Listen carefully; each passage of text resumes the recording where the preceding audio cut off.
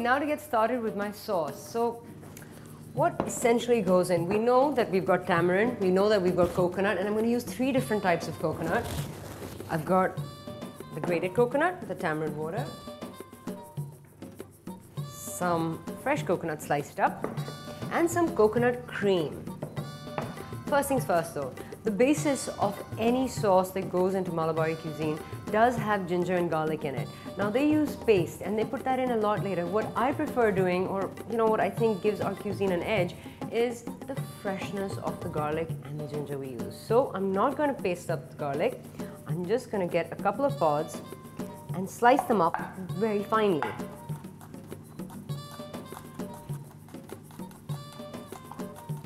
Just slice through. And there you go, you've got a fine chop.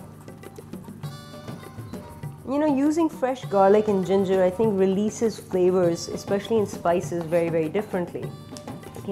They act more as if they're fruit rather than the herbs or basically the base spices that are going in.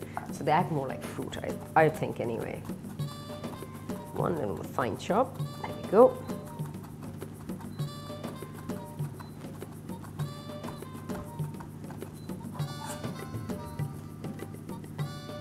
Okay, put that to the side.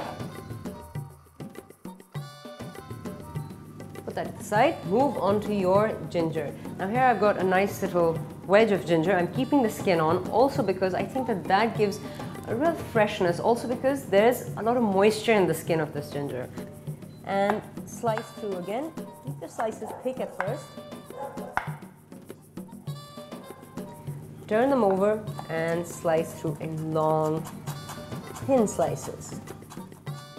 So I've kept the ginger quite, in little bitty chunks because I wanted a candy inside my sauce. Next step, I'm just going to put aside some of this coconut. So I've got everything ready for my pan. I'm not going to do anything to that. I'm just going to keep it in these lovely slivers for my curried vegetables. Now, mushrooms are used, but in a completely different way, and they're used with a lot of spices and lots of curry leaves, as are carrots. So, again, the mushrooms should not be sliced up too finely, so I'm just going to quarter them, like so. So you get nice little chunks. And of course, again, vegetables in Malabari cuisine are all about the bite. Next, I'm just going to take 3 whole red chilies. So I'm just going to slice these, but not go all the way through. Just make an incision. I'm like a doctor in the kitchen, I tell you. So you'll get some of that flavor sort of, coming in and out. And next, the carrots. I've got some glorious little baby carrots that I've found. And I think you can use any type of carrot. Of course, the desi carrot, which is lovely and orange and full of texture, is great for this type of cooking. But because I'm cooking the mushrooms in my curried vegetables, I wanted the baby carrots because they soften a lot faster, so I don't have to cook them over a long period of time. So here we go. Nice handful of those. And finally, tomatoes and some coriander leaves, which will just go into my pot as they are. Break them, put them in. Okay, now let's put this pot on a high flame. Then, instead of coconut oil, I am going to use olive oil today because I think it's healthier.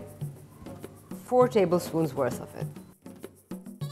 Next, for the spices, straight into my fantastic olive oil without heating it through too much. I'm adding all the spices in now because in Malabari cuisine, everything comes together.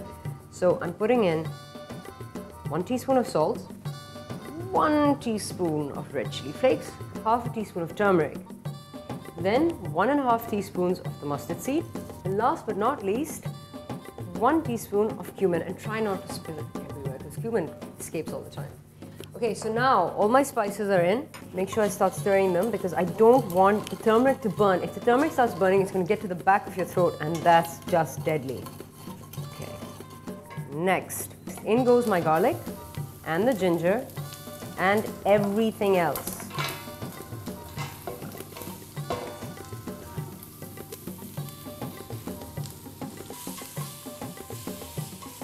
Stir it up, coat everything. Once that's sizzling away, grab your tamarind water, and it's about half a cup of tamarind water. I'm just pouring that all in. Let that sizzle. And of course, everything comes to a halt when that happens. Just delicious. Right, once the tamarind water is in and it's really delicious, it brings all that sizzling to a halt. I'm just gonna add in some water. And about 300 mils of this. Why? Because I need the vegetables to cook and I need them to become soft. 300 mils of water. Okay, now the water's in there and I brought it to a boil. What I'm going to do now is add in the tomatoes. Why I didn't add the tomatoes in earlier were because I don't want the tomatoes to mesh and fuse in and become the sauce. They're more like little adornments. So you've got to keep the red and the crunch of the tomato alive.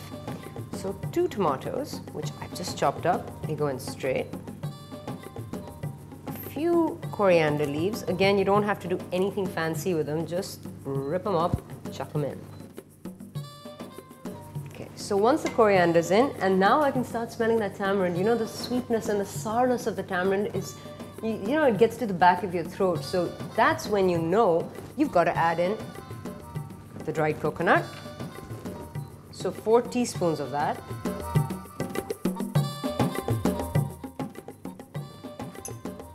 Mix that in. And then the coconut cream.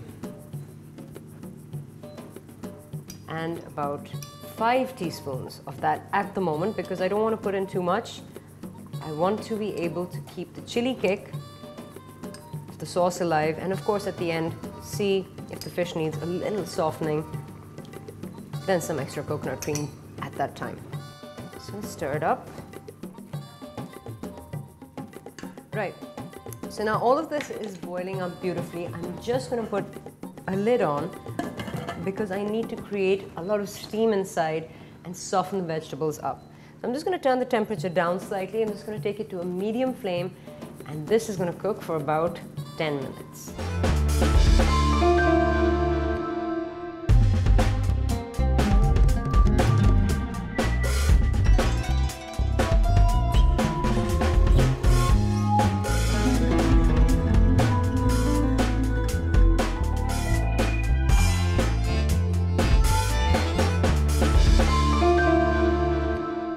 Hello and welcome to a new episode of A Taste of Fusion. Today I've decided to bring something South Indian to the menu. And why? Because I've received an email asking me to make South Indian cuisine. The email reads, "Hello Poppy, how are you? I'm Dilip Rajan, a Saudi medical student in Karachi. I'm also a South Indian by origin. I watched your episode on South Indian cooking. It was really impressive. My friends in Karachi and Saudi love the South Indian food my mother makes. Can you make Malabari chicken or fish? Thank you and take care." Well, Dilip comes from, a South Indian origin, which means that he has had phenomenal food all his life, because South Indian cuisine varies from region to region, and all the different spices that are involved are really vast. So what I've decided today is I'm going to somehow bring them into our kitchen and inculcate the variety to create a beautiful Malabari roasted fish. Okay, the reason why I've chosen Malabari fish today is because it comes from the region of Kerala. Now, the Malabari people are essentially Muslim and they are lucky to have a vast coastline, so fish is a key ingredient in their cuisine. Now, another key ingredient in Malabari cuisine is coconut, and coconut in a variety of different forms. Here I have some fresh coconut that's been sliced up. I've got some coconut cream and some dried coconut, and of course I'm going to incorporate all of that. And let's not forget tamarind, which is utterly and truly essential, which we know as imli. Now essentially what we're going to do today is I'm going to prep my fish and I'm going to roast it. Again, Malabari fish can be made in 2 ways. You can fry it or you can roast it. I'm choosing for the latter. Why? Because it's much more healthy. And then make my tamarind and coconut cream sauce and involve some carrots and some mushrooms to give you those curried vegetables that you get in Malabari cuisine. So now I've got to move my stuff to that side and get cooking. Okay, so I'm about to prep my fish, which is known as a mora or the princess fish. Now, I've kept it whole. That means I've just had the scales taken off, the cavity cleaned out, and all the glands at the back of the head sort of taken out because you need to get rid of those. Okay, I'm ready to get started, and I'm going to start off with prepping my fish. First things first, I'm going to create little incisions in my fish on the sides so they can take in all the flavors that I'm going to rub on. So, one nice slice with a knife. Make sure that you don't go all the way through. And do the same on the other side.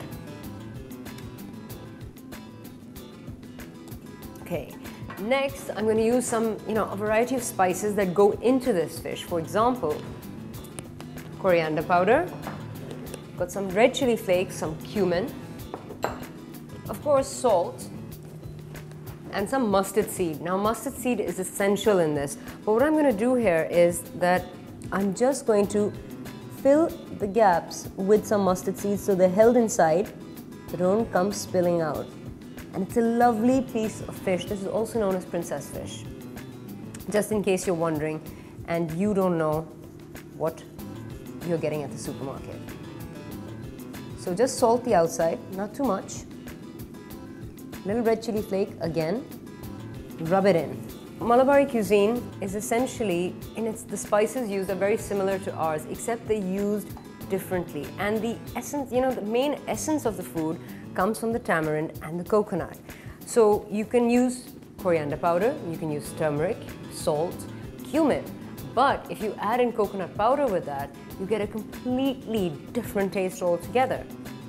So essentially, you think that the food's going to be ultra spicy, but the use of coconut breaks down that spice and makes it ever so subtle and gentle a flavor. Okay, so now I've salted, red chilied, and coriandered the outside of my fish. Now I'm going to fill the cavity. Now in filling the cavity, I'm going to use the two essential elements, tamarind water, and not too much because it will spill out, so I just basically want the inside to get coated. And also because when I'm roasting this fish, I'm roasting it inside out. So all the flavor is in the center. Then to hold the tamarind water there, I'm going to use the dried coconut. So let that soak. I'll use my hands and just rub it in.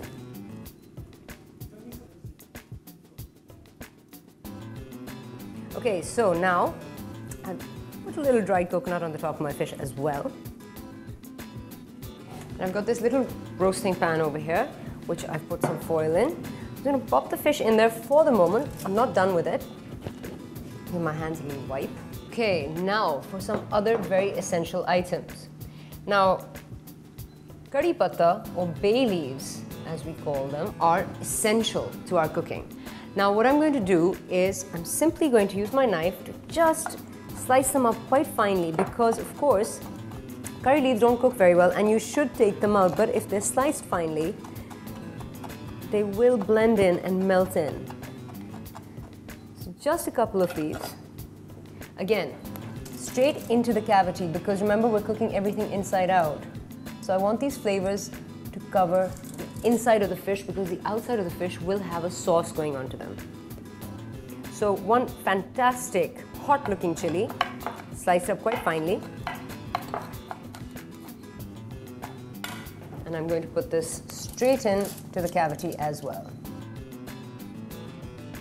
Some greens, and of course, you can use regular onions if you want. I like spring onions in this dish because I think the subtlety of flavor is quite phenomenal that you get from a spring onion, especially when it's cooked. So that's my own little personal touch there, instead of onion, because I think that that's very pungent, especially when you're roasting it. Again, into the cavity. A little pocket of treasure. Now, last but not least, squeeze some lemon on the top. Because what's a good piece of fish without some lemon, I say? And what the lemon will do is it'll help bring all these flavors together and start the acidulation process, which is basically breaking down the chilies, the sugars, sort of letting all the juices flow out of the fish, but not too much. A little olive oil on the outside. Also, it's very, very healthy, so a nice lashing of olive oil there. Just on one side of the fish. Now I'm just going to cover that with foil. And this is going to go into my oven, which has been preheating at 120 degrees for about 25 minutes.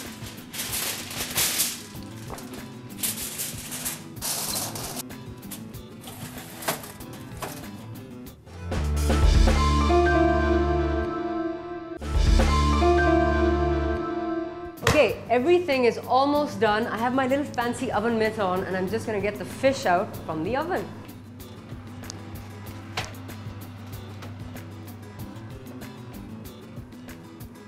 Okay, the moment of truth. Ta-da! It's swelled up beautifully, all the juices have come out, all the dried coconut has meshed its way in, and now all we have to do is plate it up.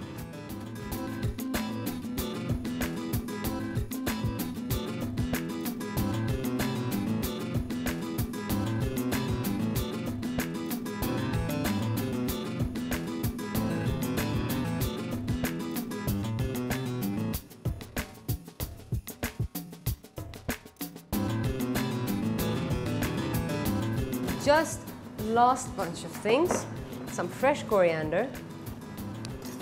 Grab your knife, just slice through it quite finely.